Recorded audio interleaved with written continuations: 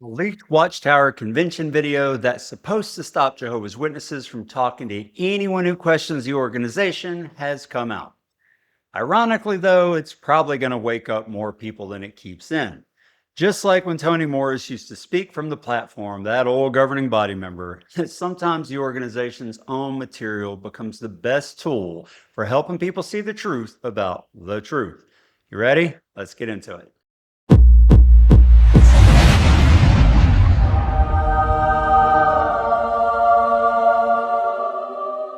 Hey everybody, welcome back to the channel. Today we're diving into a leaked video from the 2025 Convention of Jehovah's Witnesses, and folks, this one is a doozy. Now I'm late to the game on it, so you've probably already seen it, but I just had to give my take on it because it's awful. It's their latest attempt to demonize anyone who dares ask questions or think critically about the organization. But here's the thing, and I've seen this pattern play out countless times. Videos like this usually backfire spectacularly. They end up pushing more people to question than they keep trapped in fear. But before I get into it, I want to let you know that my wife, Beth, of Stop the Shunning fame, was interviewed by Cult to Consciousness, a very popular YouTube channel on the subject of people who exit cults. It's an excellent interview. I know you're going to appreciate it. Be sure to check it out and show your support and love for Beth, spreading the good word about a bad cult. I'll put a link to the interview in the pinned comment of this video and in the video description. So after you watch this, go watch that. Now, let me let the scene for you in this new leaked video.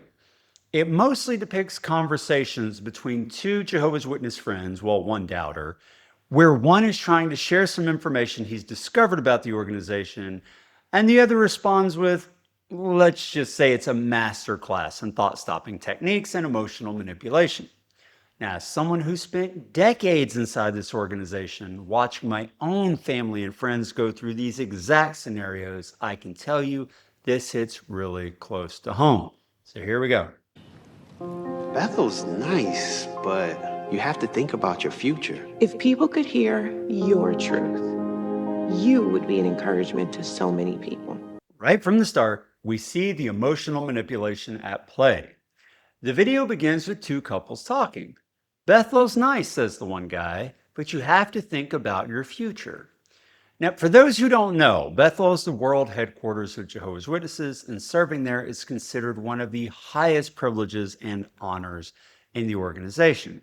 So right off the bat, Watchtower is showing Jehovah's Witnesses who the bad guy is in this video. This guy's the bad guy. He's a problem because he's not promoting you giving your labor for free to the organization, even though they sent thousands of Bethelites home a few years ago without one thin dime to rub between their fingers. But the video is not going to talk about that. When I was your age, they told me all the time that the end could come tomorrow. But look at us. We're still here. All right, here's where it gets really interesting. The guy says, when I was your age, they told me all the time that the end could come tomorrow. But look at us. We're still here. And how, brother? I can relate to that. Do you see what just happened, though? This is the Watchtower admitting one of their biggest failures, their false predictions about Armageddon.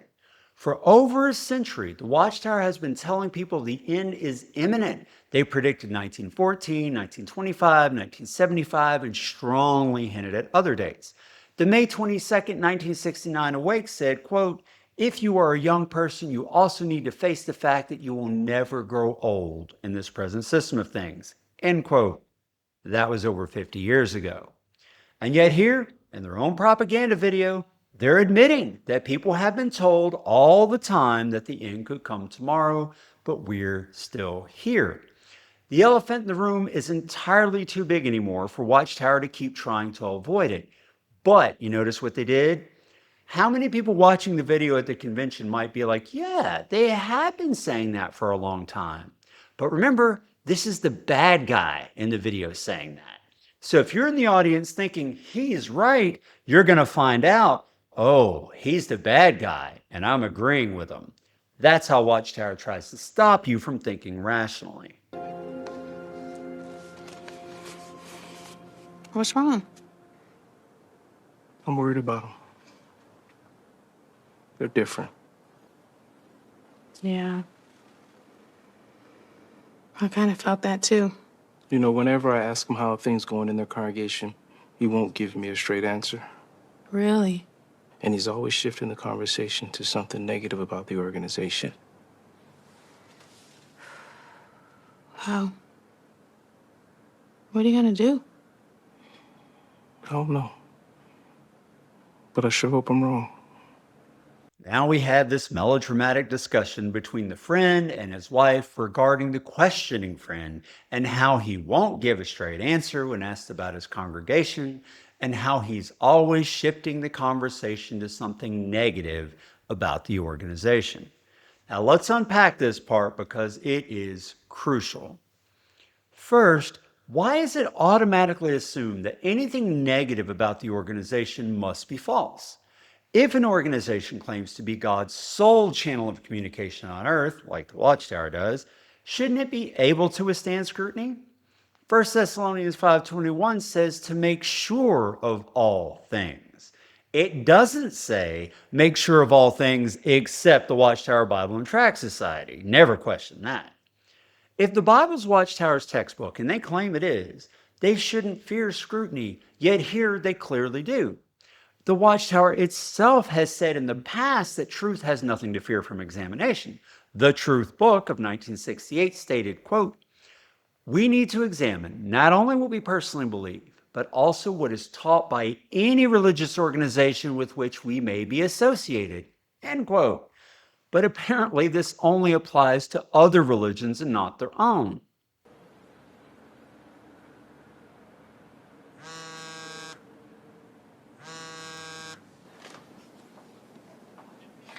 Hey, Justin, I want you to read this article I just sent you. It's gonna change the way you see the organization. Get back to me.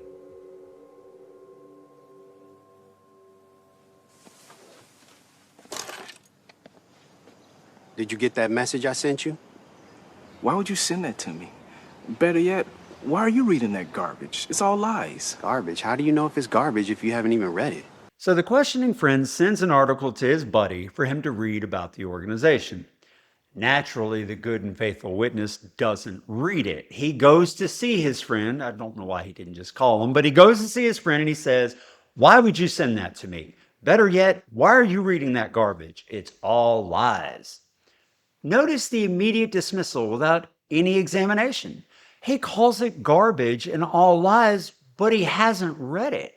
And when his friend rightly questions him about this, how do you know if it's garbage if you haven't even read it?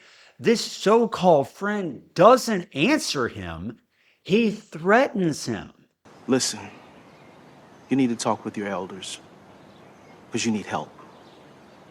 And if you don't speak to them, I will. Wow. You need to talk with your elders because you need help. And if you don't speak to them, I will. That was a threat. And this is textbook information control from the Watchtower.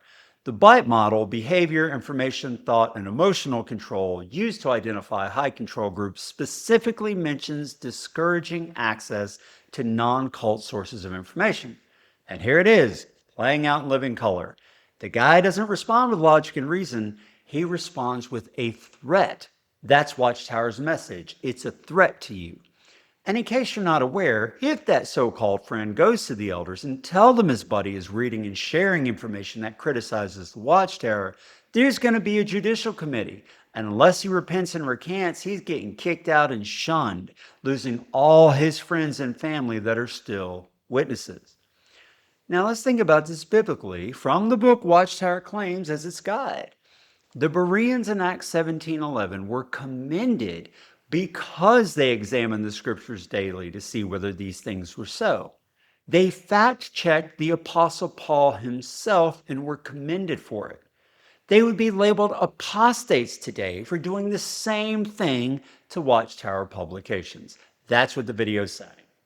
So is Watchtower on the side of truth or lies and cover-ups? If they're on the side of the lie, who did Jesus say was the father of the lie? That's what you feel. I need help. I don't need any help, man. I'm finding the answers to my questions, bro. And I'm keeping an open mind. Open mind? You're ignoring Jehovah's thinking. Here's where the video really shows its hand. When the questioning individual says he's keeping an open mind, his so-called buddy's response is, "Open mind? You're ignoring Jehovah's thinking." But wait a minute. How exactly does one differentiate between Jehovah's thinking and Watchtower's thinking? The organization has changed its teachings on numerous fundamental issues over the years. Was it Jehovah's thinking when they taught that organ transplants were cannibalism in 1967? Was it Jehovah's thinking when they flip-flopped multiple times on whether the people of Sodom and Gomorrah would be resurrected? Or when they claimed the end of the world was coming, or which parts of blood are okay to use medically and which parts are forbidden? The phrase Jehovah's thinking is a thought-stopping technique. It's designed to shut down any critical analysis by equating the organization's current teaching with God himself. But as Isaiah 55:8-9 reminds us, God's thoughts are higher than our thoughts. No organization can claim to perfectly represent God's thinking, especially one with a track record of never-ending changes in belief, doctrine, and failed prophecy like the Watchtower. The truth saved our lives. The truth saved our lives, the character pleads, but he doesn't say how it did that. This is pure emotional manipulation. Many of us who are born into this organization were taught that we owe our very existence to the truth. But let's examine this claim. Has the truth really saved lives? What about all the people who died refusing blood transfusions or organ transplants based on the organization's ridiculous interpretations of the Bible? What about the lives destroyed by shunning, families torn apart, suicides from disfellowshipping? What about the incredible number of child abuse cases that were covered up to protect the organization's reputation?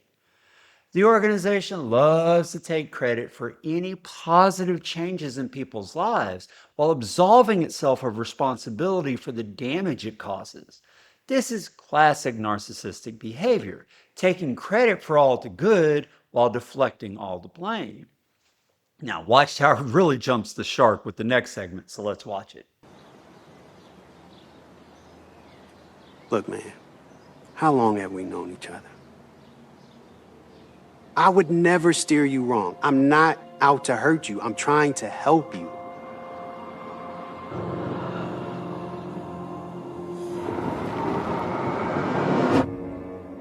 How long have you known me?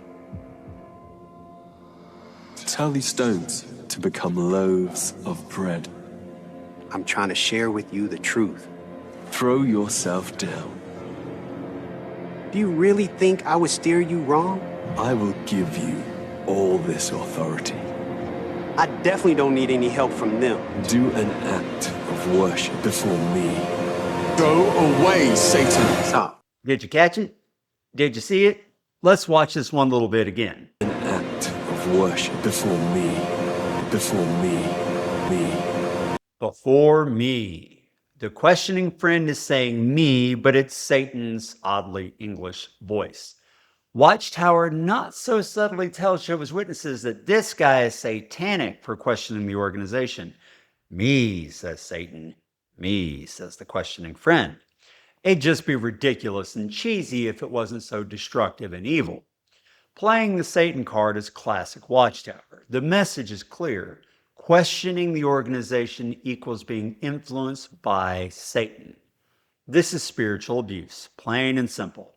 It's designed to trigger fear and shut down rational thought. But let's think about this. Satan is called the father of the lie in John 8:44. If someone is sharing factual information about the organization's history, failed predictions, or changed doctrines, how can this truth be from the father of lies? And as I've already said, Watchtower is the one lying here, not the questioning friend, so who are they representing? The organization has literally created a system where telling the truth about it is considered satanic, while defending the organization's lies is considered godly. George Orwell would be impressed. Stop.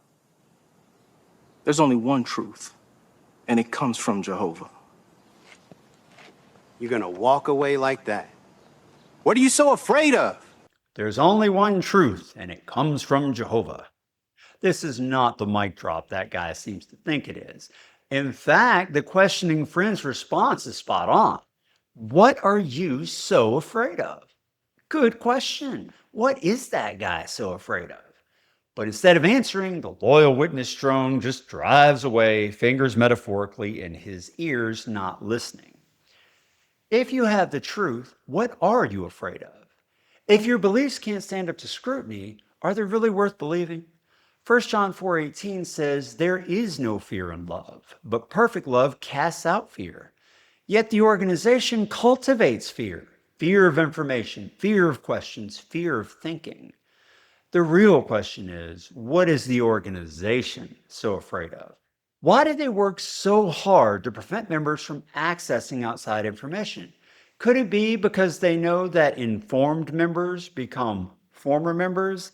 Yeah, they know that. Man, stop being a coward. Don't be weak. They're just telling you what you need to do. You need to think for yourself. The questioning friend is right here. Stop being a coward. If you're so weak that reading something you're so sure is false would cause you to leave the watchtower or doubt it, maybe you don't really believe it either. Or maybe it's just not the truth after all. Did you hear the friend yell at his buddy from outside the car, "You need to think for yourself"? It was muted, but it was there. In the watchtower world, this is presented as a bad thing. Let that sink in. Thinking for yourself is portrayed as dangerous, as being influenced by Satan. Yet the Bible repeatedly encourages us to use our thinking ability. Romans 12:2 talks about proving to yourself the good and acceptable and perfect will of God. Proverbs 14:15 says, the naive person believes every word, but the shrewd one ponders each step. The organization wants obedience, not thinking. They want compliance, not comprehension. As the November 15, 2013 Watchtower infamously stated, quote, all of us must be ready to obey any instructions we may receive, whether these appear sound from a strategic or human standpoint or not, end quote. That's not critical thinking. That's blind obedience. Now, let's go back again to what the witness said. There's only one truth, and it comes from Jehovah. Then he turns around and storms off. But how do we access this truth? According to the organization, only through them. They've set themselves up as the mediator between God and man, a position the Bible reserves for Jesus Christ alone in 1 Timothy 2:5. The organization has effectively created a system where questioning the organization equals questioning God. Information critical of the organization equals lies from Satan. Thinking for yourself equals prideful rebellion. And blind obedience equals spiritual maturity. This isn't Christianity, folks. It's a cult. It's not truth. It's propaganda. Here's what the organization doesn't seem to understand, though. Videos like this don't strengthen faith. They reveal the weakness of their position. When your only defense against criticism is to forbid people from examining it, you've already lost the argument. Every time they produce content like this, they inadvertently validate the very criticism they're trying to suppress.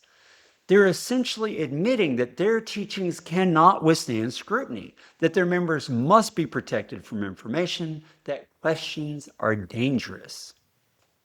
Just like when Tony Morris, good old Tony, Tight Pants Tony, would go on his rants about tight pants and colored socks, these videos end up pushing more people to question than they keep in line. Because thinking people who genuinely love truth, see right through it. So here's my question to anyone watching who's still in the organization. If you have the truth, why are you afraid to examine it? If your faith is strong, why does it need to be protected from information? If God is with your organization, why does it fear transparency? The Bible says in John 3:21, he who does what is true comes to the light so that his works may be clearly seen. An organization that fears the light, that hides from scrutiny, that punishes questions, that's not an organization walking in truth. To those who are questioning, who are seeking real answers, you're not under Satan's influence. You're not mentally diseased, as the Watchtowers claimed in the past. You're not weak or prideful. you're doing exactly what the Bible commands, testing all things, holding fast to what is good, seeking truth wherever it leads. And to the organization, keep them coming, man. Every time you make a video like this, you wake up more people than you keep asleep. Every time you demonize questions, you validate the questioners. Every time you demand blind obedience, you reveal that you have no real answers. The truth doesn't need protection from lies. Only lies need protection from the truth. Stay curious, my friends. Keep asking those questions. Keep seeking the truth, because real truth, unlike the truth, has nothing to hide and nothing to fear. Don't forget to watch Beth's interview on Cults of Consciousness. The link is in the pinned comment below, and I'll catch you in the next video.